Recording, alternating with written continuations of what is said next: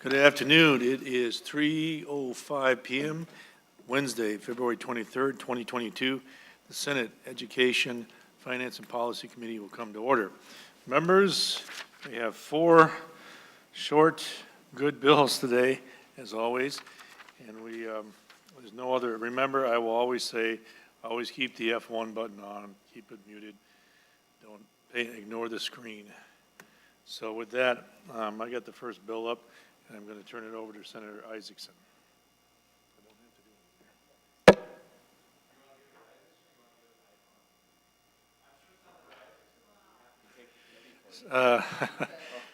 All right. Geez, why do these all start this way? Okay, so I have the first bill, Senate File 702. I will turn the gavel over to Senator Eichhorn.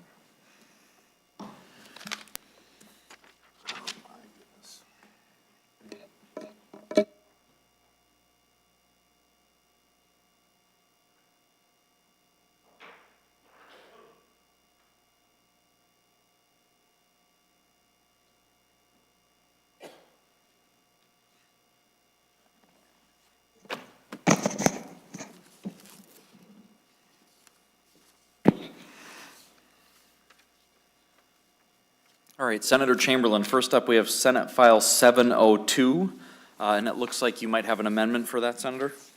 Yes, Mr. Chair and members, it just corrects the dates. This bill was heard last year. I don't need it. All right, so that's an author's amendment? Yes. So with that, Senator Chamberlain offers the A1 author's amendment. Sorry, I thought that on. All those in favor say aye. Aye. All opposed, the motion does prevail. To your Senate File 702 as amended. Thank you, Mr. Chair and members. This bill was introduced last year and heard it did not make it through Conference Committee, but this is going to be one of the simplest bills you'll ever see. We strike one word, the word balanced, on the first page. What this does, members, is we know that there's only one way to teach reading. That's a science of reading, structured, scientifically based. I won't go through those details right now, but that is what should be taught.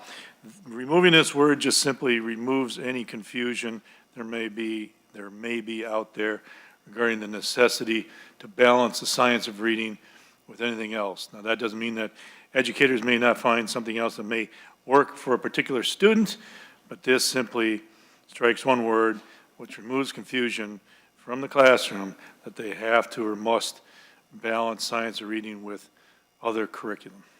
That's it. All right, not seeing any testifiers. Is there any questions for Senator Chamberlain from the committee? Pretty simple. I don't see any, Senator Chamberlain. My understanding is this goes to the floor to the consent calendar. That would be the desire. Okay. With that, Senator Chamberlain moves Senate File 702, hereby referred to pass the committee and sent to the Senate floor consent calendar. All those in favor say aye. Aye. All opposed, the motion does prevail, and Senate File 702 is sent to the floor. Next up, we have Senate File 3057, also Senator Chamberlain. I don't see one. Just to double check, do you have an amendment for this? No, Mr. Chair. All right, to the bill. Mr. Chair, this is a little bit different and unique. It is, all of you may know that the state of Minnesota has what we call the world's best workforce, and I forget, was that perhaps 2013 or 2014, it was passed in the legislature. There's a lot of components to that particular legislation. It requires a lot of paperwork, a lot of planning, a lot of reporting, which sometimes in and of itself isn't a bad idea. But I remember talking to the Commissioner Mueller at one point, and we have been in agreement, not necessarily on this bill, but in general, that sometimes we require educators to be involved in too much planning and not enough doing. and I would agree with her. And secondly, speaking with educators over the years, and certainly in the last year and a half, they have expressed frustration with the burdens and other things. So to the extent we can relieve a burden that apparently is not doing what people thought it would do, number one is the first thought was, well, repeal world's best workforce, because we're not having the results we thought we would have. We all know what the reading proficiencies are across the board, and especially among our children of color have been most dramatically hit by that. So what this does, twofold. First, we want to focus on reading in these last two sessions. Literacy, literacy, literacy, reading, reading, reading. We all understand the importance of literacy and reading for children. If you can't read, you can't do anything else. So with that in mind, not only did we want to put money behind the letters program and continue that, it's moving in the House as well. We'd like to do some policy stuff to really focus on literacy. That's number one. And number two is to relieve the educators of some burdens so they can focus more on the important pieces and not so much time on planning and more time on doing. So what this particular legislation does, you see, first page, line 19, it suspends the statute, it suspends the requirement to follow the world's best workforce reporting requirements through 28-29, beginning 23-24, and suspending the need to fill out those reports and do all that planning through 28-29. That's the first part. The second part is proficiency goals, and it simply has some definitions here and requires that unless and until all demographics of children are at 90% proficiency, that this requirement for completely filling out these reports would be suspended.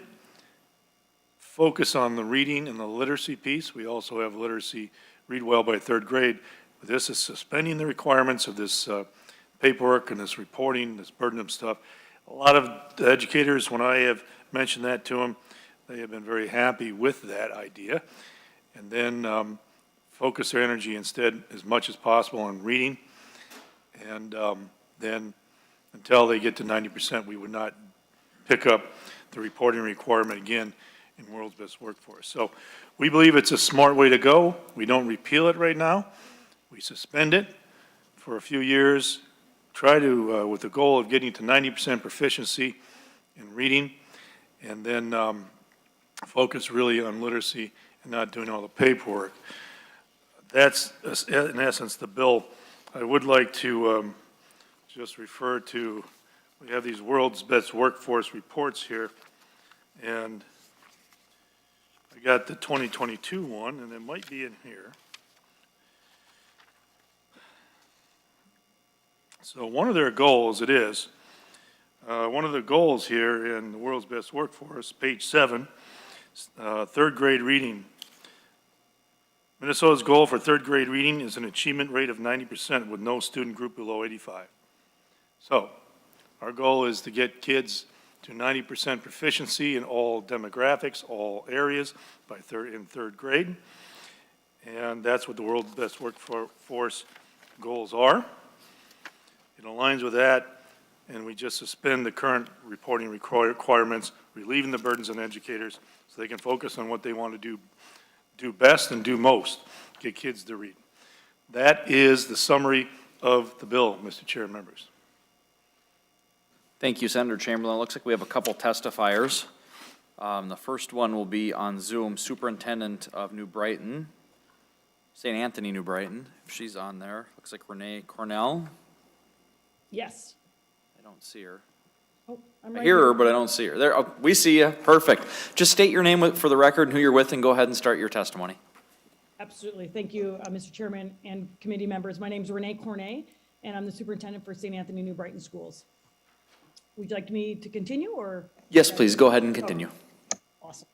First, I'd like to thank the members of our Senate Education Committee for allowing me to testify on Senate File 3057. on behalf of Minnesota educators. I'm here today representing AMSD, the Association of Metropolitan School Districts, MSBA, Minnesota School Board Association, and MASA, the Minnesota Association of School Administrators. Each of these organizations support the proposal presented by Senators Chamberlain, Coleman, Duckworth, Eichhorn, and Newman. As a district committed to the success of all students by establishing high expectations and high support, we know the power of focusing on literacy. The changes outlined for the suspension of requirements within the World's Best Workforce Law and an increased focus on literacy will allow districts to focus on what is most important building block to learning, as Senator Chamberlain said, reading. Each of us in our organizations have articulated our legislative platforms to ensure that each of our districts have local control with, quote, the authority and flexibility to redesign schools. The language within the proposed bill will allow for this local control by allowing districts, one, to either use a statewide or a locally adopted reading assessment. By allowing districts the ability to use a local assessment, districts can then have the ability to be more nimble and adapt to both school and district data in real time. But even more importantly, this bill articulates the core of what schools do, teaching and learning. The bill states, quote, adopt a comprehensive plan to support and improve teaching and learning. As a superintendent committed to providing innovative and responsive teaching and learning, this language, it's pretty inspiring. In addition to the effectiveness of this bill in placing teaching and learning and reading at the center of what schools do, it also calls for that suspension of mandates required under the World's Best Workforce. Although this bill still provides for a required report mandate, reducing this report to one aspect, which is reading, versus the now required 5 components, this will free time for our educators and staff to focus on student learning versus filling out those reports. And finally, the reading proficiency goal outlined in this bill will require districts to innovate, to do teaching and learning differently. As you all, I was able to review the reading data provided to this committee. I know all of us know the current levels of reading proficiency across the state is unacceptable. And we cannot expect to see increases in those scores unless schools are given the chance to innovate. This bill not only sets the expectation for 90% of students reading at grade level, it says it must be done with a comprehensive plan to support and improve teaching and learning. As though it's not enough said just to raise that expectation, it's essential for educators to provide the support, the teaching and learning. And I would encourage this committee to understand that to ensure that high level of learning, that teaching in itself must be rigorous. As we've learned from No Child Left Behind, it's not enough to just set the expectation, but to ensure that instruction is not basic, but rigorous. Unfortunately, since 2001 and the unforeseen impact of No Child Left Behind, students have been asked to do more repetition or recognition and memorization just to score well on a test. And we know that that hasn't worked. We must change this. We must give the local control to meet each of our students where they're at, both socially and academically, and move them to higher levels of learning. And this needs to be done through rigorous and relevant instruction that's steeped in relationships with students. As a recent publication called The Nation at Hope, in their research, they said, quote, when challenging work is coupled with high expectations and high levels of support, and when students are actively working and cognitively, socially, and emotionally engaged, this in itself is what creates motivation, stronger identity development, and deeper learning. We have a moral imperative to ensure that our students are not only the skills to read, but the ethics to engage in our democracy. We want them all to be seen cognitively and socially, because it is then that we can ask them to do the hard work of learning. And I thank you for giving me this opportunity. Thank you for your testimony. Next up, we have Matt Shaver from Ed Allies, and then we'll have Ado Shuni after Matt. State your name for the record and go ahead. Chair Eichhorn, Senator Chamberlain, members of the committee, good afternoon. My name is Matt Shaver, Policy Director at Ed Allies. Thank you for the opportunity to testify on Senate File 3057, and thank you, Senator Chamberlain, for your continued leadership on getting reading right for kids in Minnesota. The literacy plan that would be established in Section 2 of the bill is exactly the kind of comprehensive planning and reporting we need districts to undertake. However, we do have concerns about suspending World's Best Workforce and replacing it with the literacy plan. World's Best Workforce is a critical accountability tool for Minnesota schools and provides important disaggregated data on a number of key factors that demonstrate how students are doing in school, and through community and parent engagement pushes districts to address where schools are falling short. Minnesota's disparities in achievement, opportunity, and outcomes will continue to exist even if we choose not to measure and report on them. It will make it harder to do anything about those gaps or notice if we're making any progress in closing them without the ongoing transparency and data that the world's best workforce provides. Instead, it will make it easier for those who like to pretend that everything is just fine with education in Minnesota. Fine for whom? Local education agencies need to continue to take hard looks at themselves to see whether all children are ready for school, all third graders can read at grade level, all racial and economic achievement gaps between students are closed, all students are ready for career and college, and whether or not all students graduate from high school.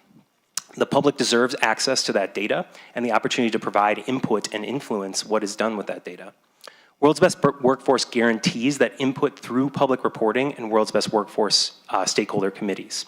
This committee has made it clear how critical it is for parents to have information and input about what's happening in schools. World's Best Workforce is a meaningful and already established mechanism that provides engagement opportunities for the community. We should keep it that way. Local control. World's Best Workforce is essentially a local planning process for community stakeholders. In lieu of annual reports containing this data, members of the public would just likely be required to FOIA the information from the LEAs. My understanding is that that's not currently the most popular idea among school stakeholder groups. In summary, World's Best Workforce represents transparency, accountability, and using multiple measures to have a more rigorous and nuanced understanding of how our schools are meeting their responsibility to our students.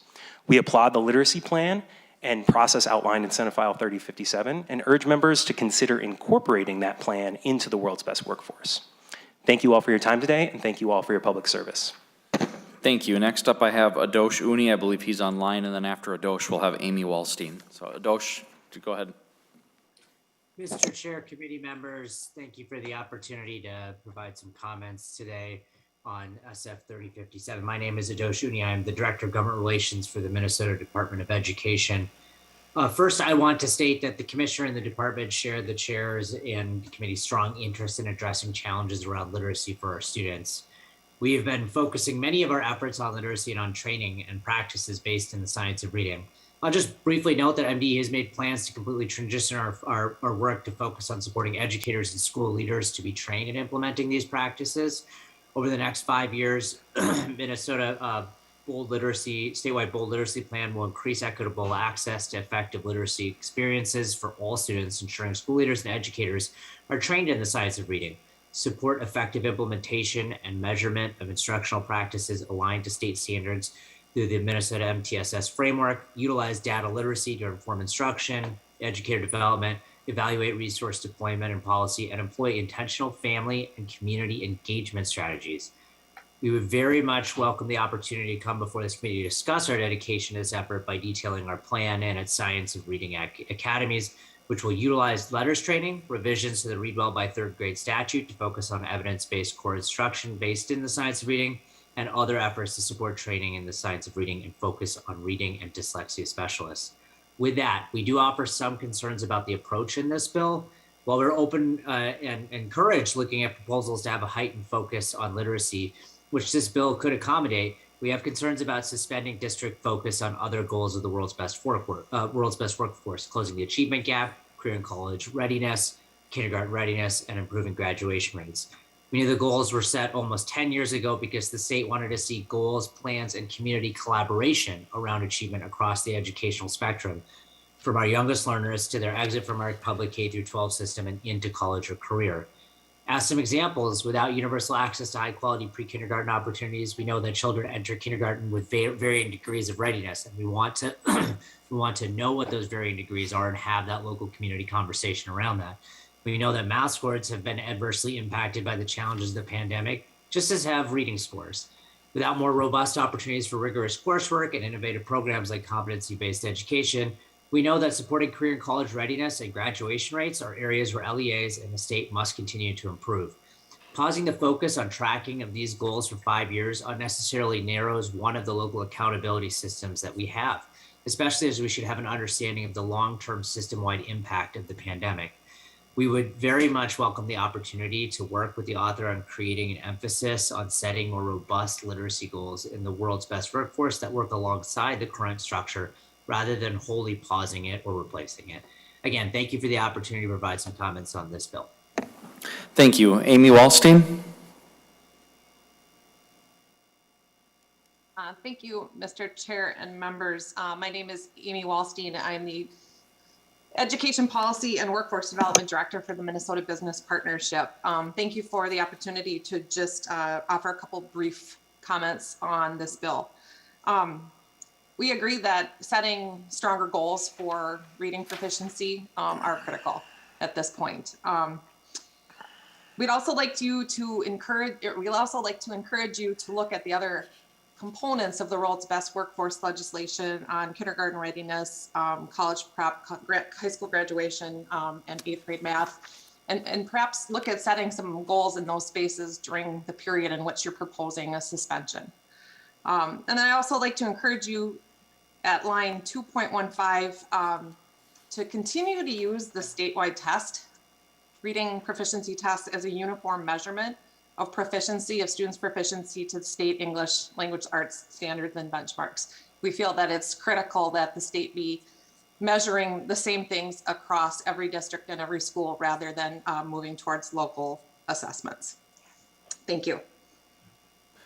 Thank you. Not seeing any other testimony. On to questions from members. I have Senator Uyghur first.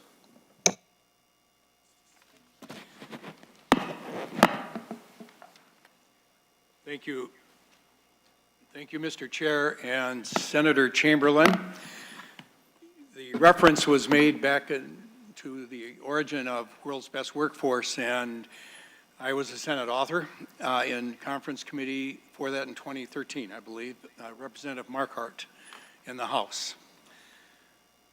The intent was for us to get a handle on what are some of the most important issues that we are facing in public education. Clearly, with the multi-billion-dollar investment, having an increase in our graduation rate, for college career prep, for closing the achievement gap or opportunity gap, addressing racial, economic challenges, third grade reading, and then very fundamentally at the end, with testimony from many groups, was about being ready for K as a key indicator as to whether one would likely be reading proficient. And that's why we've put a significant amount of resources in early ed programs to increase the likelihood of reading proficiency. Senator Chamberlain, I support the language in your bill. With some tweaks, we can work on that, but I strongly oppose the repealer. It is wrong to put a suspension on reporting just because it's been argued that it's another report. School board members need to know, the state needs to know, this committee needs to know when we put together a comprehensive budget, the biggest part for the state, what progress is being done on these indicators. At least I do. I could go through White Bear Lake, for example, in terms of each of these items. And we're going to repeal that? There's no repealers. We have said the suspension for several years. We can't turn, we can't, I believe it's irresponsible, the act. It lacks transparency for what is also crucial for these districts to be addressing.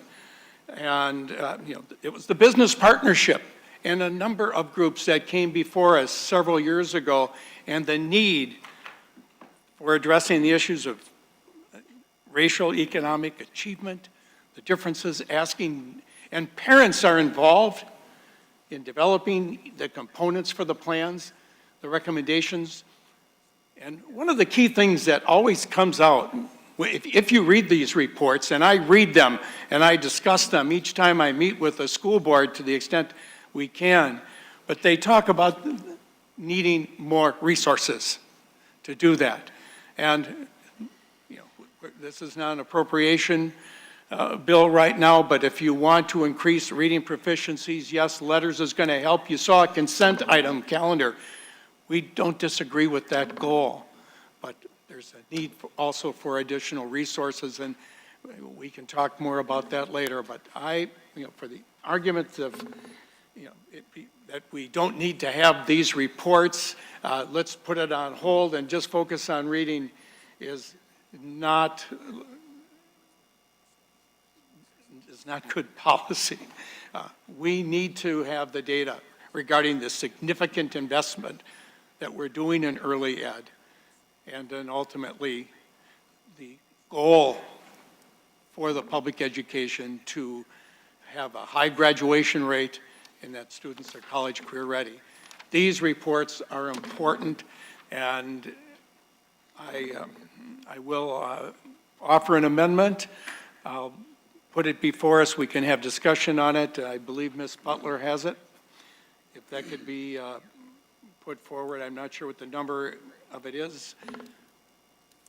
Senator Uyghur, I don't have that, but if the page could pass it out.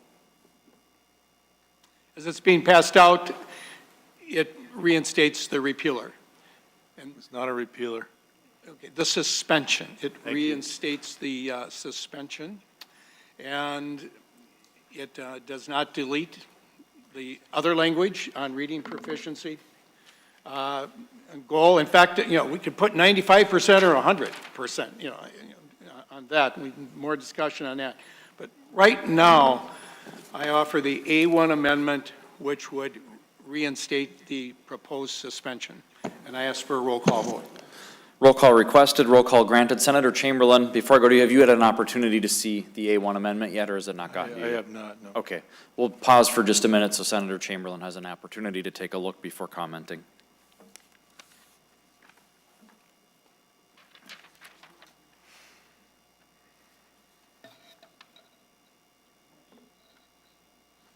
I would oppose the amendment because it deletes the main purpose of this proposal. Senator Uyghur, yes, the intent in 2013 was good. I believe that people had positive ideas, good intents, and they wanted to make changes. I get that, and we all appreciate that. But the experiment has been going on for quite some time. I'm reminded about the third grade reading scores. 13, 14, they were 58% at third grade proficiency. 14, 15, they peaked at 59%. So 14, 15, the third grade reading proficiency peaked at 59%. And ever since then, it has been going down. So there's no repealer in this bill. It's a suspension. We could have done a repealer because a lot of the educators would like to see it gone. I frankly would like to delink from the federal stuff because I don't know what good the federal guidelines have done us. We get a few bucks from them, but they've burdened us, and I don't know what improvement they have made. So I like the intent of your original bill, World's Best Workforce, good at the time, but it's clearly there's no correlation between everything that we've required our educators to do with that extra time and planning. There's clearly no correlation between all that and this. So we're just asking, let's suspend this. Let's do a trial, see what happens, and see if we can't allow the educators to start working more and doing less planning and to see what kind of success they'll have. There's an old saying that I was reminded of that if you measure a hog, that doesn't make the hog better or bigger. Measuring it doesn't make it better or bigger. And what we're doing here is trying to measure a lot of stuff, and it's not making it better. So the original intent of the World's Best Workforce, grateful, but we've had these measurements in, we've been collecting data, and we know that nothing else matters unless they can read. Nothing else matters, not math, not science, because if they can't read, nothing else needs to be measured because they're not succeeding anywhere. So I'm just asking people, Senator Uyghur and others, to not make this a partisan issue, not to make this a personal issue, but to make it a kid issue. By the way, I get to this point with this bill because I listen to educators and I listen to parents. I've listened to them both intently for 10 years, and I've seen, sadly, this. So by listening to parents and educators, we have come up with this. Let's suspend it. Let's stop doing all the planning. Let's focus on what we really need to do and get this to 90%, as the world's best workforce documents indicate. That should be the goal. So measuring it has not improved it, and we simply need to work together, all sides, to address the literacy issue head on. And it's been bipartisan to a point, and this particular proposal is not political, it's not partisan, it's simply a desire. We've identified a problem and a desire to try to fix that problem. So that's all this is. So I would oppose and ask for a no vote on the A1 amendment. Discussion to the A1 amendment. Senator Uyghur? Mr. Chair, I know others have comments. I'll just ask one question of Senator Chamberlain. I'll reiterate, I support the other parts of the bill with some tweaking. But Senator Chamberlain, do you feel there's a correlation between being ready for kindergarten and our early childhood investment and being proficient to read by third grade? Is there a correlation? Senator Chamberlain? Mr. Chair, Senator Uyghur, there was just a report from Vanderbilt, a study from Vanderbilt University that corroborates two other studies by Federal Department of Health and Human Services, that there are challenges there. And my contention is, why don't we, the failures, they said that all those benefits they may have gained by being in pre-K were lost by third grade. And perhaps that's because we haven't been teaching kids how to read. And that's not a teacher's fault. We'll get into that later. That's a system problem. The educators want to do the best they can to get their kids to read. I've said that many times. And as we'll learn later, the system has failed. The system failed the educators, and it ultimately failed the children. So I've been saying to folks, why don't we do this? Why don't we all know, everybody in this room and anybody listening, that reading proficiency is absolutely bad, terrible in this state. We are trailing Mississippi. We are just making an attempt to free up the educators, again, to do what they do best and what they want to do most. Educate their kids and give them to read. If we do that, then let's talk about early childhood development, because it seems to be, if we had early childhood development and was successful, wouldn't these numbers be 80%, 90%? So look, we're just trying to solve a problem here.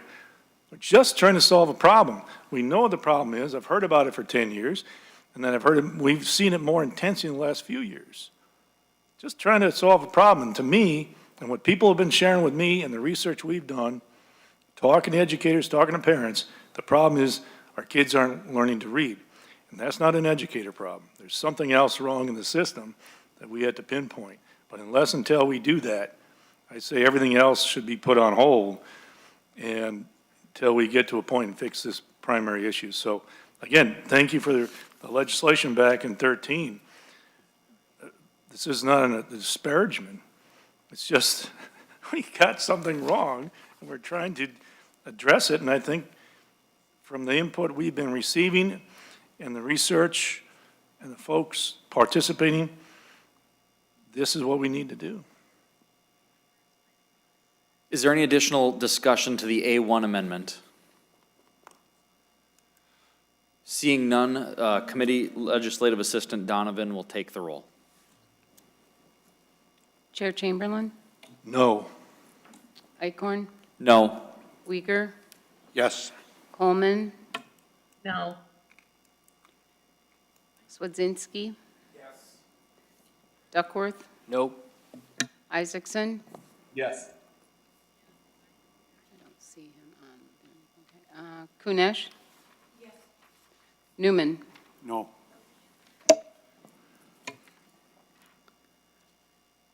There being 4 yeses and 5 nays, the motion does not prevail. Back to the underlying bill, Senate File 3057. I have Senator Swadzinski next. Thank you, Mr. Chair. Is Superintendent Cornet still on? I am. She is. I have 2 questions for you and then one for Senator Chamberlain. Go ahead, Senator Swadzinski. Thank you, Mr. Chair. Superintendent Cornet, will this bill take things off of teachers' plates right now, today, tomorrow, this month? Ms. Cornet? Yes. Yes. So the average classroom teacher will have a little less stress in their calendar year this year and next year, correct? Ms. Cornet? In my district, the answer to that is yes. And in the other 400-some districts? Ms. Cornet? And I have to, the reason I say it that way is because being in a smaller district, it is difficult to get all of the requirements done without seeking that support from our classroom teachers. So being a district that does not have a high number of administrators and/or ways in which we have created efficiencies because of our size, it is very difficult. We would be using teachers to execute we have been using teachers to execute the world's best workforce reporting. That does not mean we don't support the items within the world's best workforce. It is just the reporting of it that does cause time and effort. And Senator Swadzinski? thank you, Mr. Chair. So just to clarify, though, I appreciate that your district will have, teachers will have less on their plate, but is it safe to say that would apply to all the other classroom teachers in the state? Ms. Cornet? Classroom teachers, I would not be able to speak on that Okay. behalf in other districts. Okay. And is this bill that says, so my second question for Superintendent Cornet, the 85% goal by 2025, do you believe in your heart and soul that that's a possibility in just 2.5 years that we can get to 85% for all those different groups? Superintendent? The answer to me is always yes. I think it all depends not on the statement, in some ways, what all of you are saying in regards to it's not enough to just set the expectation, but we must reinvent how we do school to get to that number. And I think in my statement, I mentioned No Child Left Behind created a proficiency score, but that proficiency score created a change in how we provided instruction. And that instruction changed to, and I'm not saying it flippantly, but teaching to the test. We created basic instruction for a basic test. I think if we create instruction for rigor and higher and above and looking to beyond just the levels of proficiency, that is how we will get to the 85 to 90%. So it's about how we provide that structure in the instruction that we provide. Senator Swadzinski? Thank you, Superintendent. And Mr. Chair, I do have a question for Senator Chamberlain. Go ahead. Senator Chamberlain, if we can get to this 85% by 2025, why have the year 2028 in the bill? Why not just, once we get to 85%, can we not just reinstate the 4 provisions in the world's best workforce that we suspended? Mr. Chair? Senator Chamberlain? Mr. Chair, Senator Sodinsky. Sure, the sooner we get to 85, 90%, be great. But if we get there by doing this, then we have to talk about other things. And by the way, in the World's Best Workforce Legislative Report 2022, page 7, they say their goal is 85, rate of 90% proficiency, all groups, with no student group below 85% by 2025. This is their report. So, I mean, their numbers, and honestly, when I was coming up with these ideas and we were talking to other folks and parents were sharing things with us and educators, I didn't know that the 90% was in this thing. It was something that we believed was attainable and should be the goal. Again, members, just to restate, I'm all for doing this if if there was a correlation, Senator Uyghur asked, was there a correlation between all-day pre-K or whatever, and the outcomes? And right now, I don't see a correlation between success of the pre-K or anything else to these scores that we, so, again, I don't want to be, I'm not being argumentative. I talk to people, I look at the data from reliable, credible sources we all accept, and if you look at this, the world's best workforce hasn't helped educators do what they need to do. So how can we best help educators do what they need to do? And I think it's worth a shot to get kids back to 90%, get up to 90%, to roll this back, suspend it for a while, and give them an opportunity to do it. And I believe most educators will succeed. Senator Swazinski. Thank you, Mr. Chair. Next up, I have Senator Isakson. Thank you, Mr. Chair. I have two comments to make. One is we've now had several testifiers over the course of a couple sessions here that have said things that are either factually wildly inaccurate or made insinuating comments that really were not cool to people that are working hard in education. And I'm finding it hard when I have Senator Chamberlain say this should be a nonpartisan issue when clearly your testifiers are being very partisan, and it's hard to take that seriously. Second, to the Senator Chamberlain, I've heard you talk about the Vanderbilt study, and I would just encourage you to do a simple Google search, and you'll find studies from Harvard, from the federal agencies on education that talk about the role of education, early childhood education, and predicting success. I do know what Vanderbilt study you're talking about, and I would encourage you to spend a little time reading about what the study was working on when it comes to the state of Tennessee, where that was going on. And there's a lot of in-depth research that explains what's happening there. What I've heard, and let me be clear, Senator Chamberlain, I don't know that you're saying this, so I don't want to put that intent on you, but my friends across the aisle that have said this have talked about this as if this is proof that early childhood education is somehow harmful. And I don't think that's what you're saying, but that's the insinuation I've heard of the narrative I've heard out there. And that's just simply, at best, wildly inaccurate. And I think that, while we're talking on this, I just did a quick Google search and found articles from Harvard and other places that talk about and show the benefits of early childhood education. Finally, I remember when the world's best workforce passed. I was over in the other body that shall not be named.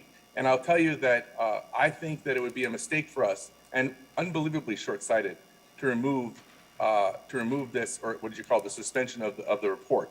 I understand the concerns about supporting our teachers, and I appreciate your concern with that. And I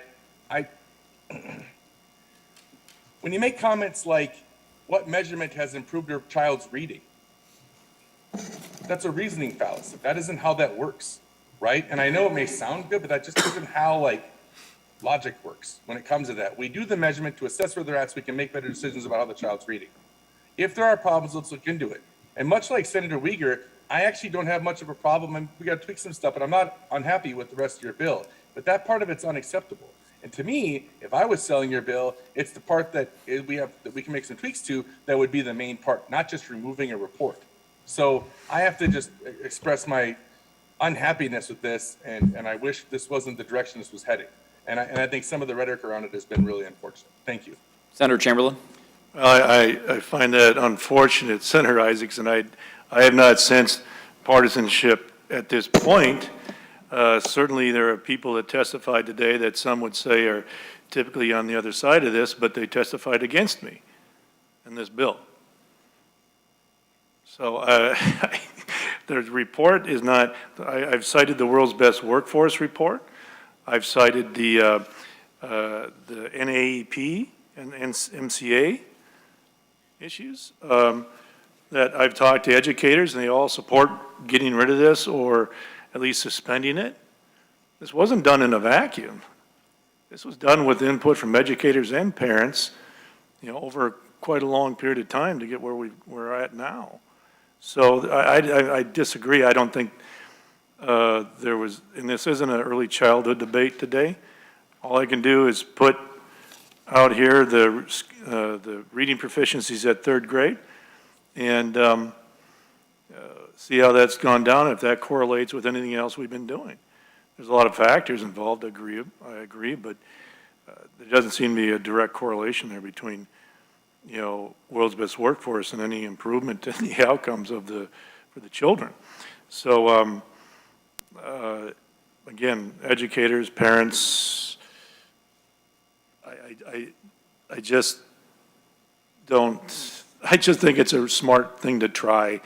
Maybe we eventually go down to an MCA if we ever can decouple from the feds and we do our own. We just have one. The kids got to read by third grade. That's what we need to know. Then we can, as the superintendent mentioned, nobody likes tests, but right now that's all we got to measure certain things. But say we just measure reading proficiency and maybe some basic math skills at a point, and then we don't have to do all that other stuff. As long as they can read, I think we can trust a lot of educators to get us across the finish line on the other things. So thank you for the time and the discussion. Senator Kunish. Thank you, Mr. Chair. Senator Chamberlain, this bill only speaks to third grade. So is the suspension for the world's best workforce and the expectation of reading at that level only for third grade? The way this bill is, Mr. Chair, Senator Kunish, the way this bill is structured is that's the most important point to start, third grade. It's always been agreed upon, and that's the science and that's the research. So that is where we fell, and that's in alignment with the world's best workforce reports. Senator Kunish. So there's no other goals or expectations that are going to be applied to any of the other grade levels? Senator Chamberlain. Those goals and expectations, our point here is we want, unless they can read well at third grade, it's apparent to us that very little else matters. If they can read well, as the superintendent again pointed out, if they can read well by third grade, 90%, they're going to flourish in the rest of their academic career. Long before we had to redo this ESSA in early 2000s, we were, I think, doing better. So again, I'd love to de-link from that thing and do it on our own, because I think we can do a better job here in the state of Minnesota. So, and I trust the educators. I think they've just been strapped in too many cases. Senator Kunish. Thank you, Mr. Chair. Senator Chamberlain, I think I have to disagree with you that third grade is the magic grade. There are a lot of things that go on in a kid's life, a lot of learning curves, and their social, emotional readiness for reading is very unique to each student. And I've seen that in many ways. Sometimes you will see preschoolers or kindergartners that can read fluently and have their comprehension is phenomenal. You see some kids that struggle to read in third grade, and then in fourth and fifth grade, something clicks, and all of a sudden, they can't put a book down. And so that's what I'm looking at this bill, that it's just specifically for third grade. And I'm really worried that, like we've seen in the past, when there is a specific grade level or expectation, so many of the schools will drop everything and just sort of teach to that test. And not that I wouldn't love 24/7 reading, because I'm a library person, but I think we do have to have a balanced learning schedule and expectation with all of the other subjects in order to have a really well-balanced and rounded education. That's my statement. But I would like to ask you one more question, please, Mr. Chair. What happens after the report? So on line 3.1, there's an annual evaluation. The commissioner must identify effective strategies, practices, resources available to school and districts to achieve that goal of 90% for third graders. So once that report is given to the commissioner, it sounds like the commissioner there is responsible for assisting the schools to improve that. If some schools reach that level, and some schools don't reach that level. Will there be the fluidity for the commissioner to maybe assign resources and funding to schools that are still struggling and not have to apply that to other schools? You know, I'm thinking about a little bit of equitable funding, or does it have to be like an equal across the board sort of program? Senator Chamberlain? Thank you, Mr. Chair. Thank you, Senator Kunish. I believe any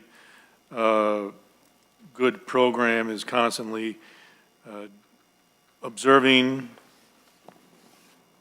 putting something in play, and observing again for any change and impact, and then making adjustments as they go. So there are certainly challenges with different districts and different educators, but in the end, you're an educator. Senator Swedinsky was an educator. I think we need to build a framework here and trust the educators. I think if the kids can read by third grade at 85, 90%, I think we're trusting the educators to do what they went to school for and what they love doing. I think there are very few educators that don't want to have their kids learn. I think they are frustrated. So I trust the educators at a certain point to do what they love doing, do what they went to school to do, and get it done. The system has gone astray, and it is mucking things up, mucking with an M, things up. And we're just making an attempt here to do something a little different to help change that dynamic. So I'll trust them to do that, and the parents will hold them accountable as well. The parents will know that their kids are supposed to read, but there'll be supports and flexibility and adjustments. This doesn't say that anything's hard and fast. We just want to suspend it and give the educators time to catch up and get them to that point. Senator Uyghur? I'm done. Mr. Chair, I see Senator Duckworth had his hand up, and I'll yield, and then if you could come back after that. Senator Duckworth? Thank you, Mr. Chair, and thank you, Senator Uyghur. You're too kind. I appreciate it. Senator Chamberlain, just, I guess, a follow-up or a clarifying question for you. So, as a father of 3 young kids, one a 4-year-old, one a 6-year-old, my 6-year-old who every night loves to read books to me as she's learning and very much involved in this process, I want to make sure that folks are understanding what you're trying to accomplish with this bill. I don't understand how somebody could take away that you're questioning early learning or early literacy with students. Am I correct in assuming that the whole purpose of this bill is to make sure that we're focusing on helping kids, young kids, early on, begin to learn how to read to help them with those literacy skills? And if by the 3rd grade, they're not at where we'd like them to be, have that be identified so they can get additional help and resources if needed, because as you stated earlier, the sooner we identify these problems and the sooner we address them, the better we can set these students up for success. Is that the genesis or the idea behind this bill? That is correct. Thank you. Senator Uyghur? Thank you, Mr. Chair. And we all stipulate reading proficiency is absolutely important, and we also support the other goals. And we've had a bit of a debate, I guess, regarding the effectiveness of early education. I wish we could get Sandra Samuels and so many of the people that are working so hard. We get some testimony regarding the enormous amount of knowledge that a young person acquires in the first 18 months, and its direct impact on their ability to be ready for K and reading proficient. It does tie together. And there's been so much discussion on this, and having a report like this and then recognizing the hundreds of millions of dollars of taxpayer dollars that are going into these programs, getting the connection, programs that are administered by our schools. And so, some of the other points that we have, and again, support 3rd grade reading proficiency. I have some other proposals too. They're not being heard. We hear yours, fine. But the importance of addressing racial equity that's a concern. We can't suspend that as a goal. I don't understand. I was saddened when a superintendent said, this is paperwork. Come on. These are crucial issues that across America. And when we ask them to address the racial, the economic, the achievement, the opportunity gap, it's real. And I cannot support suspending that. And respectfully, I had to offer that amendment.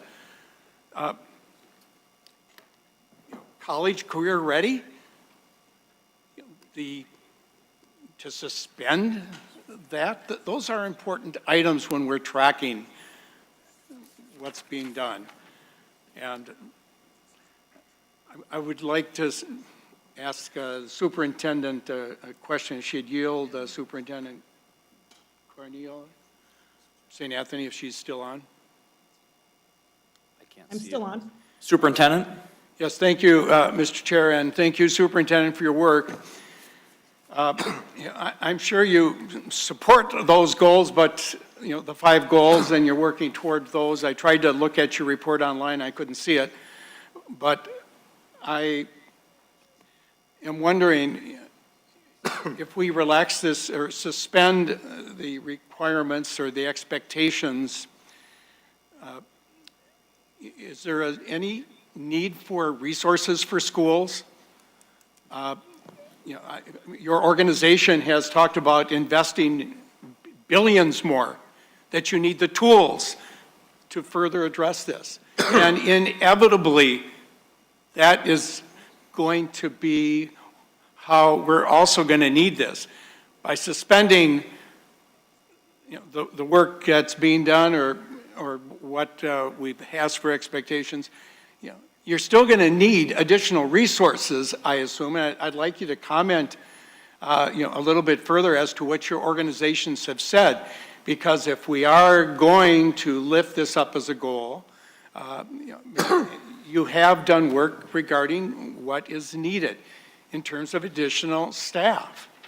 And so, and I am also remember, for those of you that remembered Senator Poggemiller, and when he chaired the committee, this same question, and he asked the districts then to get 100%. Senator Poggemiller would put 100% on this.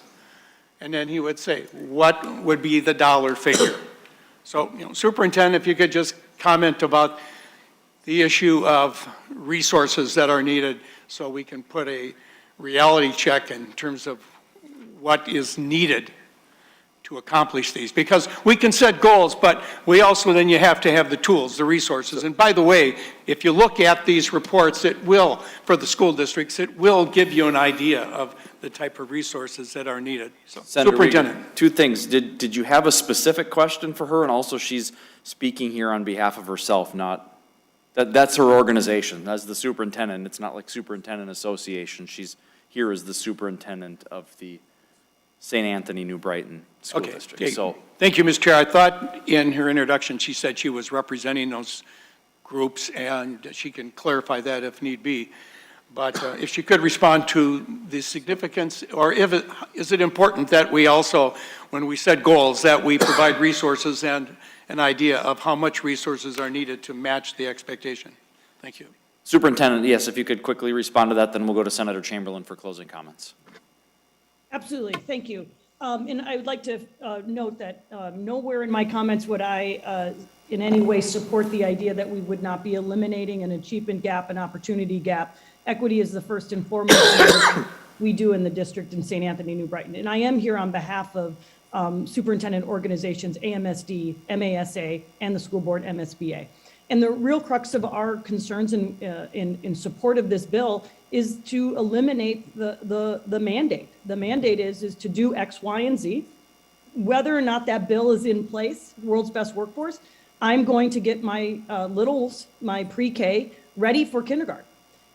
Just for this, the committee to understand, in the district that I work, 100% of our students in preschool and pre-K were ready for kindergarten, 100%.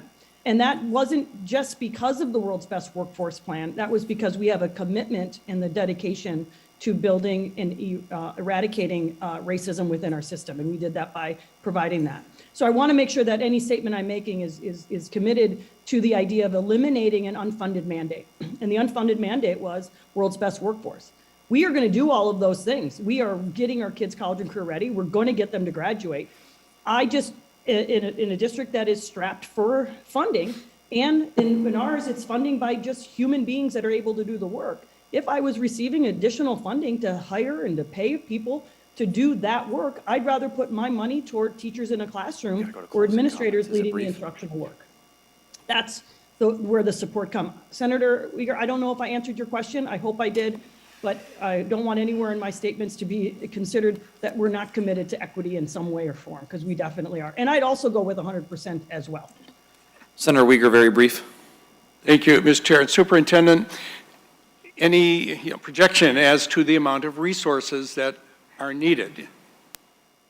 Yeah, I would need it would be appropriate for a district my size to hire a single individual that were to understand and to require the mandated reporting of not just World's Best Workforce, Achievement Integration, ADSIS, many of the programs that are mandated and or granted, those in themselves are a high touch that requires an individual to focus their energy to do that. It would be a full-time employee in my district. I don't know about other districts. Thank you, Superintendent. Senator Chamberlain? Closing comment? Yes. So, again, this is about listening to parents and educators over the years, identifying problems, and then looking for potential solutions. One of the solutions among many, there have been many solutions. Letters last year, our letters proposal last week for $30 million for all K-5 educators to get caught up because of a system failure, no fault of their own. You'll see something from Senator Duckworth. We have more on the way. So we are doing what we can to address the problem, solve it with policy, solve it with dollars, and solve it by listening to educators in the field and from parents. That's what we're doing. This was not a discussion about early childhood. I know you continue to try to divert and bring us down different paths. This was a totally different discussion. I would continue to maintain the ultimate equity is to have every child and every demographic reading at 90%. If you want equity, you want the kids to read. If you don't want that, then don't support it. These are ideas that educators brought forward, that parents brought forward, that will help them achieve the equity and equality you're talking about. Because clearly, there is no correlation here. Something's wrong and nothing's been done. So, we're just trying to solve a problem. Some people want to make it partisan. I guess that's up to you. Children are not partisan issues.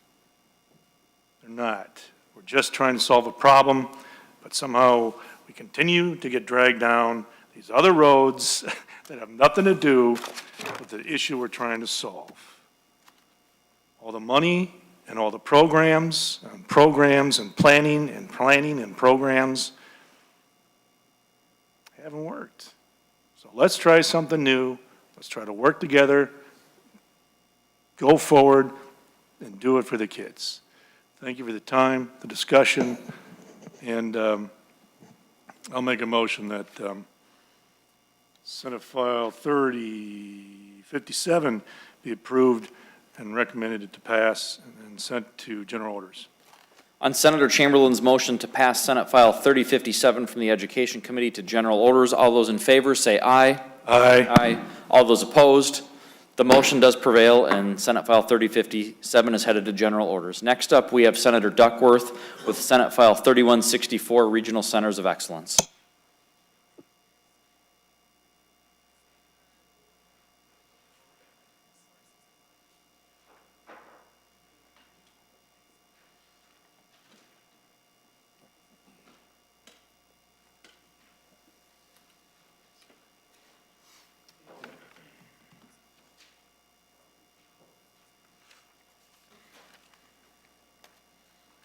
So, okay.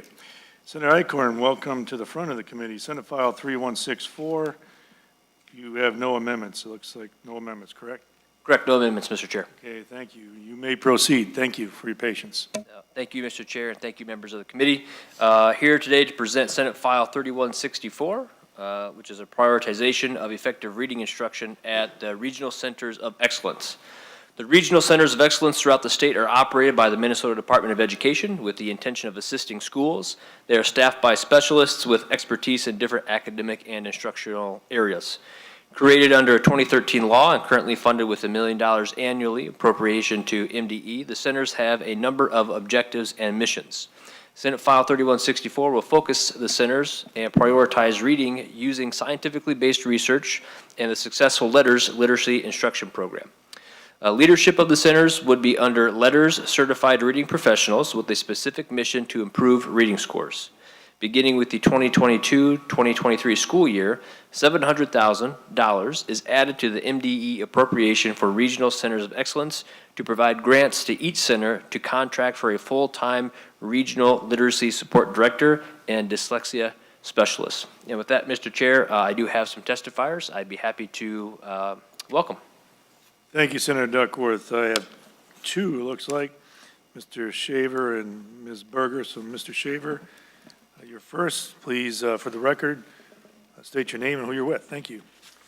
Chair Chamberlain, members of the committee, good afternoon again. My name is Matt Shaver, Policy Director at Allies. I'm here to testify in support of Senate File 3164. Thank you, Senator Duckworth, for your leadership on this bill. The Regional Centers of Excellence are an important part of Minnesota's education ecosystem, providing a variety of supports to schools and districts that have been identified for comprehensive and targeted support through World's Best Workforce and the Every Student Succeeds Act under the North Star system. Adding additional capacity and knowledge to the Regional Centers of Excellence will allow for even stronger and more targeted supports for schools with the biggest opportunity to grow in their literacy practices in order to close outcome and achievement disparities. Adding investments to build out this priority area is important so that the centers have the resources for establishing the staffing, knowledge base, and ability to lean into the science of reading. It's time to finally start moving as one state toward consistently using best practices in literacy, and utilizing the Regional Centers of Excellence has to be part of that shift. This committee has heard from the MDE dyslexia specialist, Dr. Amy Schulting, a number of times. We need 100 more Dr. Schultings in this state, placed strategically at all levels and contexts within our education infrastructure. So Senate File 3164 goes hand in hand with the additional investments in science of reading training in Senate File 2872. This committee is supported. So that as additional roles come online to protect the investment in retraining around best practices, that there will then be qualified literacy leaders to fill those key roles to support ongoing implementation. So we urge the committee to support Senate File 3164. Thank you all again for your time today, and thank you all for your public service. Thank you, Mr. Shaver. You're welcome. So next up is Ms. Berger. Welcome to the committee. Please state your name and who you're with for the record. You may begin. Thank you. You're online. She's online. Thank you, Chair Chamberlain and members of the committee. Rachel Berger, Director of Decoding Dyslexia, Minnesota. I'll keep this short and sweet, given you've heard from me quite a bit in the last couple weeks. So Decoding Dyslexia, Minnesota and our coalition want to speak up in support of Senate File 3164. We feel that protecting our recent and proposed investments into literacy would be done well by adding a highly trained science of reading professional at each regional center of excellence. This individual would help coach, implement, direct on curriculum, guide on professional development, and local literacy plans. We feel this will help create the outcomes we're looking for with our students. It takes a long time to change a system. This is what we need to do to move the needle. Asking for your support on this bill. Thank you. Thank you, Ms. Berger. That's it? I'm kidding. That's it today. All right, thank you. I know, that's probably hard to believe. That's fine. Thank you. Members, any questions for Senator Kunesh? Thank you, Chair Chamberlain. And this goes to the author. On line 2.28 under leadership, it says the regional centers of excellence must be led by letters certified professional professionals. So in essence, Letters program will be running the reading program for the state? Mr. Chair? Senator Duckworth. Senator Kunish, I appreciate the question, and I did have somebody from MDE specifically ask me about this wording because it can imply that it seems like they're going to be in charge of those individual centers. That's not the case. They're simply there as a subject matter expert, specifically regarding literacy and how that's being implemented at those centers. They're not in charge of the entire center by any means. They're hyper-focused on the literacy aspect and training that would occur there, in addition to best practices that would be utilized in those specific areas. Chair, may I continue? Senator Knusch, yes. Thank you. So then on the next line, it says employed by the Department of Education. So will the Department of Education be their overseer, have oversight for those letters employees? Mr. Chair? Senator Duckworth. Senator Kunish, that's what this bill envisioned. Them being an employee of the Department of Education would thereby make them subject to the purview of the department, yes. May I continue? Senator Kunish. Thank you. Then on line 3.1, it says a director is an independent contractor and not an employment of the Department of Education. So that seems to contradict the line 2.30 where it says they're employed by the Department of Education. Could you clarify that for me, please? Senator Duckworth, I think council can clarify too, if you don't mind. Sure, go ahead, Mr. Chair, thank you. Ms. Gilseth, I believe you had some insight? Yeah, thank you, Chair Chamberlain and Senator Kunish. So the subdivision 3 leadership, like Senator Duckworth said, those people working for MDE help oversee everything in the reading division, but they're still employed by the department and they're letters certified. Whereas subdivision 4, those contractors do not work for the department. They oversee the regional centers of excellence, but they aren't tied to the department. And they work with those subdivision 3 staff at working for the department, if that makes sense. Senator, thank you, Ms. Gilseth. Senator Kunish? Well, that kind of confuses, like, who's in charge of the ship here? Because it sounds like, some are not and some are, and under, an independent contractor situation, I would assume that they are not receiving a salary from the Department of Education. Will they be receiving that salary from the Letters program? Mr. Chair, if I may. Senator Duckworth. So part of the funding would be utilized toward compensating independent contractors. It would be a separate contract specific with them and their compensation regarding the expertise that they're providing to these specialists at the respective regional centers of excellence. May I continue? I would just interject for a second, Senator Kunish. Sure. Is that at the bottom, these people are paid out of that $700,000. That number can be adjusted up or down depending on the need, but on page 3, we have the $700,000, and that's where the funds would come from. But you may continue. Go ahead. And I just need clarification here too. And I'm not saying I don't support Letters program. I do. Is it in fact that we are budgeting $300 million for the Letters program? Specific to this bill, that's not the case. This bill has a $700,000 appropriation specific to the positions that we're discussing here. And to further expand upon the independent contractor relationship, they would have an independent contractor agreement with the department that outlines their duties and responsibilities, what they can and can't do. Senator Kunish? So are you saying that this $700,000 is on top of the $300 million that we're already going to be paying Letters to do this program? Senator Duckworth, I'll interject. We had $30 million allotted to go into a bucket to the fund that we started last year, specifically targeted to educators so that we can pay for Letters training for educators. That's $30 million, not 300. But that bucket's specifically for those educators until that is completed. $700,000 is what we have appropriate, or that's what we're proposing now to support the staff at these centers. Senator Duckworth, comment? Nope, I would just say this is another initiative that would complement the $30 million investment as well. Yes. Thank you. And if I may just continue. Senator Kunish? On line 3.3, effectively monitor student regarding growth and achievement data. Can you explain how that data is protected?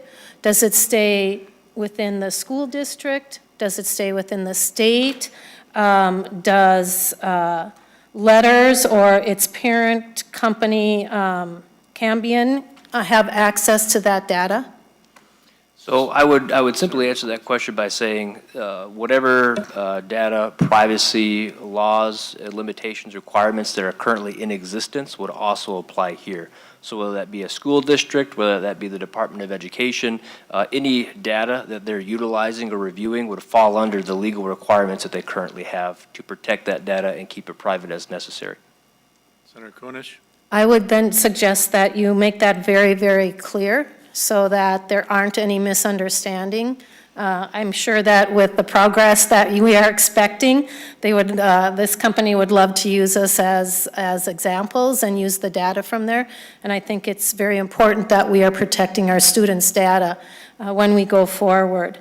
And then just one more thing, right below that, it says that the Regional Literacy Support Director must oversee district-wide and school-wide professional development. So in essence, are we saying that the Letters program will now take over the professional development program for our school districts? Mr. Chair? Senator Duckworth? Senator Kunish, great question. All this is simply trying to help establish is that the subject matter experts in the fields of literacy would help shape, give recommendations, and provide guidelines regarding the literacy training that would be taking place in these areas. It's not saying they're now all of a sudden in charge of all professional development across the state pertaining to our educators. This is saying that they can help oversee district-wide, school-wide professional development specific to these literacy and dyslexia initiatives that we're trying to improve. Okay, we got to wrap up. I just need to follow up on that one. One more question, Senator Kunish, Okay. we're moving on. So it does say a regional literacy support director must. So that is a definitive word. It's not may or can or anything like that. So if there's an option, then I think that word also needs to change, because that would be in error of the staff development statute in our state statute. It says the board must establish an advisory staff development committee to develop the plan, assist SICE professional development teams in developing a site plan consistent with the goals of the plan. So that would be great, but this is law. It says a majority of the advisory committee and the site professional development team must be teachers representing various grades, subject areas, and special education. The advisory committee must also include non-teaching staff, parents, and administrators. And it was my experience many times throughout my professional career as an educator where teachers were not included in the decision on what they wanted to have for staff development. And so I think that, I think you need to, you must go back and look at that statement where that literacy director, who is now a letters person, is overseeing the district-wide, school-wide professional development, and make sure that they are following the statute of staff development. Mr. And Chair, I'm done, thank you. if I may. Senator Duckworth, answer this and do your wrap-up, okay? Will do. Thank you, Mr. Chair. I would just say that the subject matter experts being brought on in this bill are there to help the folks that you just described when it comes to their development and their professional development. So point well taken. And I see that as a synergistic relationship. Absolutely. Certainly, but if the staff would decide they would like to do something else, it can't be mandated. Well, Senator Duckworth, do your wrap-up, we'll move on. Very good, Mr. Chair. That's all I have at this point. I appreciate your time and consideration. Thank you. Well, you gotta give me, so, I mean, this is just another attempt to provide support to teachers and educators throughout the state. Nothing more, nothing less. Literacy is vitally important. We've been talking about it for 3 weeks now. And this is an attempt to further support staff across the state and their needs, and also to promote the science of reading classes and courses, promoting, supporting local districts and educators and their efforts to do their jobs and do them as best they can, and we are there to support and help. That's what this is. Thank you, Senator Duckworth, very much. Testifiers, thank you. So with that, this is going to go to Finance. So Senate File 3164, recommended to be approved and sent to Finance. All in favor, say aye. Aye. Opposed? All right, thank you, Senator Duckworth, for the bill. Finally, Senate File 2644, Senator Coleman. Find you online here. I'm here. Thank you for your patience, Senator Coleman. You have Senate File 2644. I don't think you have any amendments that I see. No, Mr. Chair, no amendments. Okay, well, you may proceed, Senator. Thank you, Mr. Chair. Members, for the sake of expediency, I will let my testifiers talk about this bill, but I just wanted to quickly say that it is School Bus Driver Appreciation Day in Minnesota, and nothing says that we appreciate our school bus drivers like giving this bill full consideration. So with that, I'll turn it over to my testifier, Ron Myers. Well done. Well, I mean, you could have said more, but very well done, Senator Coleman. Tying the two in, thank you. So we have a testifier, Mr. Meyer. Welcome to the committee. Please state your name and who you're with for the record. You may proceed. Thank you, Mr. Chair and members of the committee. For the committee record, my name is Ron Meyer, and I am the Director of Finance and Operations for Eastern Carver County Schools. And just to give you a little bit of background, our school district includes students and families from all or parts of Chanhassen, Chaska, Victoria, and Carver on the southwest corner of the metro area. And we currently have right around 9,200 students that attend 8 elementary schools, 3 middle schools, 2 comprehensive high schools, and an alternative high school. Carver County, as many of you know, is one of the fastest growing counties in the state of Minnesota. And with that, we anticipate a continued growth of student enrollment over the next 10 years that will require additional learning spaces as well as operational spaces, including our transportation operations. So to give you details of our current transportation operations, we transport around 8,300 of those 9,200 enrolled students each day. And additionally, per state statute, we also transport around 430 non-public students each day to those non-public schools in our district. And because of Carver County being one of the fastest growing counties in the state, we know that we will need more vehicles and staff to accommodate the additional student transportation needs. We currently own and operate around 127 vehicles, and we also employ all of the drivers, mechanics, routing and logistics staff, and management staff to fully deploy this important operational function for our community. The district has owned a transportation facility in downtown Chaska since 2001. And this site includes 5 buildings, over 42,000 square feet. And it does include some covered parking space, a mechanic bay area, a wash bay area, as well as some office space. But unfortunately, as our district has continued to grow over the years, the facility is just not able to accommodate the sheer size of our operation. Right now, we have about 50% of our buses that are stored outdoors, which, as all of you know, can reduce the lifespan of our vehicles in these extreme Minnesota wind conditions that we live in. We also have significant fueling challenges just because of the size of our operation.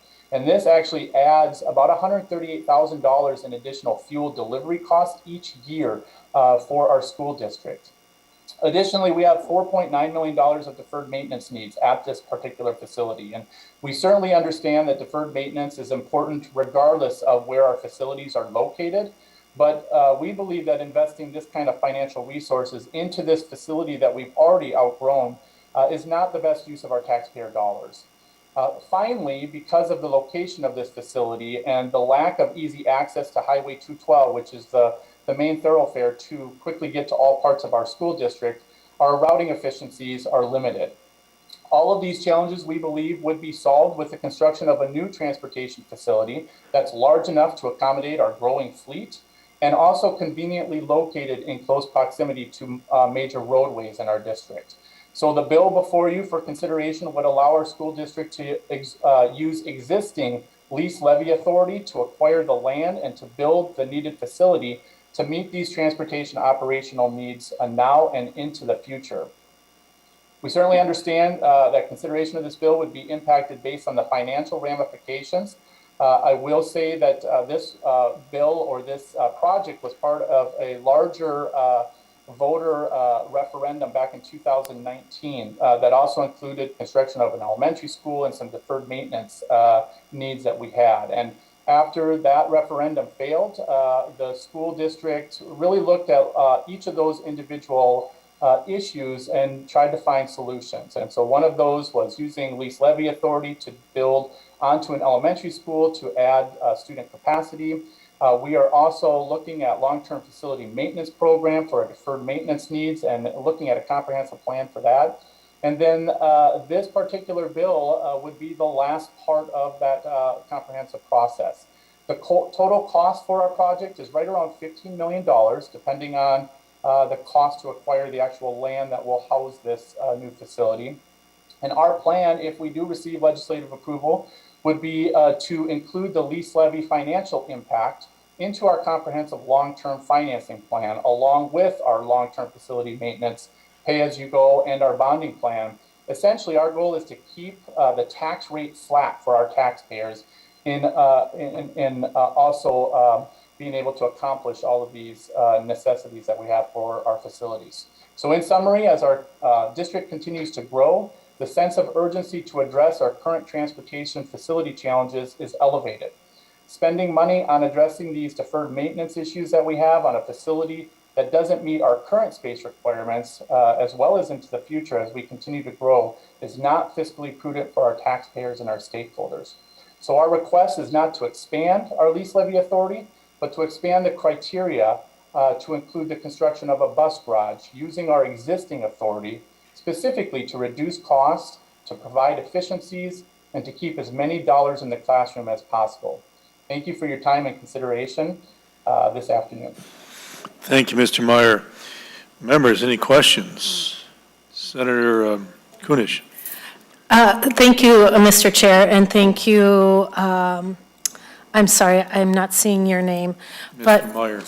Mr. Meyer, thank you very much, and yes, happy Bus Drivers Day.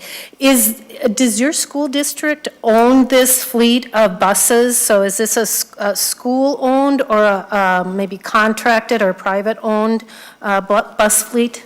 Mr. Meyer. Yeah, thank you, Mr. Chair and Senator Kunish. Just this past fall, we actually insourced transportation. So we do own the majority of our buses and the buses that would be housed in this transportation facility.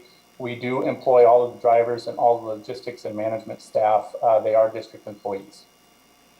And may I, just one more. And are they unionized or are these an independent fleet of drivers? Okay. Go ahead, Mr. Meyer. You can answer that question all right. Go ahead. Thank you, Chair. These employees, again, we just insourced transportation, and so they are part of a collective bargaining group, not currently affiliated with any union of any sort. Thank you, Mr. Meyer. Thank you. All right. Any other questions? So it's one of those things, I think, Senator Coleman, that makes sense. So thank you for working on that. Senator Coleman, do you have any final comments? Thank you, Mr. Chair, and thank you to Mr. Meyer for taking the time to come and speak before the committee. I thank you for your full consideration of this bill, and thank you to all of our bus drivers out there. Thank you, Senator Coleman, and again, thank you, Senator Coleman, Mr. Meyer, for your patience. This bill will be going to finance because it has dollar signs on it, I suppose, somewhere in there. So with that, members, Senator Coleman moves that Senate File 2644 be approved and passed on to Finance. All those in favor say aye. Aye. Opposed? All right. Thank you, Senator Coleman. Good luck. Members, with that, our business is concluded. We will be meeting again Monday and next Wednesday as well. So with that, we will adjourn. Thank you very much.